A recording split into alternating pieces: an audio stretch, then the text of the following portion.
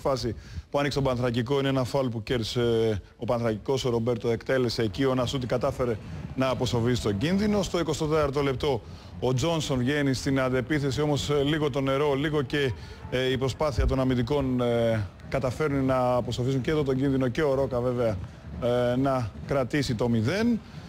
Η βροχή είναι πάρα πολύ δυνατή, βλέπουμε εδώ στο 30ο λεπτό της αναμέτρησης περίπου. Ο κόσμος, επειδή δεν μπορούσε να μπει βέβαια μέσα, είχε κατακλείσει τις γύρω πολυκατοικίες. Η βροχή πάρα πολύ δυνατή. Δημοσθένη ήσουν και εσύ εκεί, το έζησες καλύτερα. Κάποιοι τυχεροί ήταν μέσα, φίλοι του Άρη, που προσπάθησαν να βοηθήσουν έτσι, των κυτρίνων της ήταν ωραία τα μπούρλα τους και τα... Ακριβώς. Εδώ υπάρχει ένα σουτ στο 34 του Κάλβο, ο οποίο πέρασε out, και εδώ φτάνουμε στο 41ο λεπτό.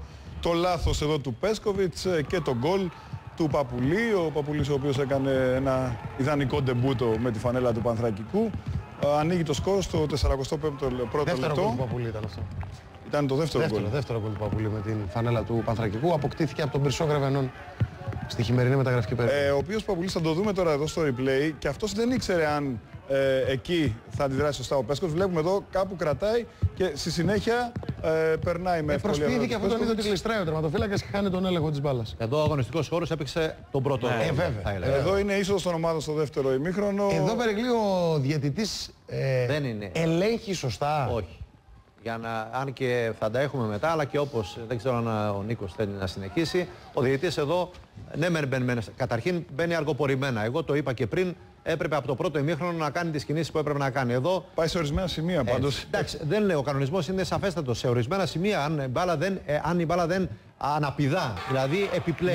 Να σημειώσουμε ότι ο κύριος Μίτσιος του Συνδέσμου Υπήρου σφύριζε, είναι από τη Β' Εθνική, για τη δεύτερη. Αξέχασε τον Τεπούτο. Ήδη έχουμε περάσει βέβαια στην σημερινή μέρα. Έχω ακούσει πάντως ότι έχει καλές συστάσεις. Ναι. Ο κύριος Μίτσιος εδώ ελέγχει τον αγωνιστικό χώρο, σαφώς καλύτερη κατάσταση από ό,τι εχθές, και γι' αυτό αποφασίζει.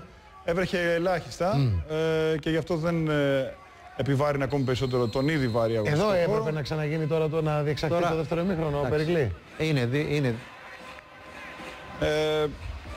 Πάμε να δούμε. Λοιπόν, πρέπει να πάμε στο Αλκαζάρ. Ο